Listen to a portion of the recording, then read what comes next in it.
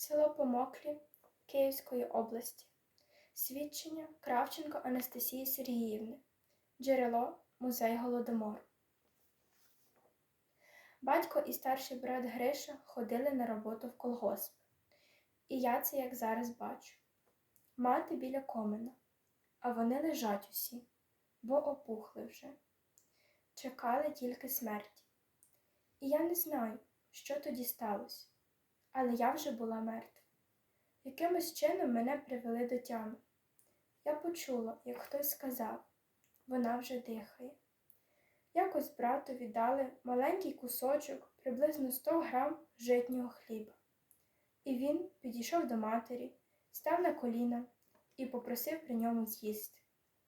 Ми були дітьми і плакали, бо хотіли їсти.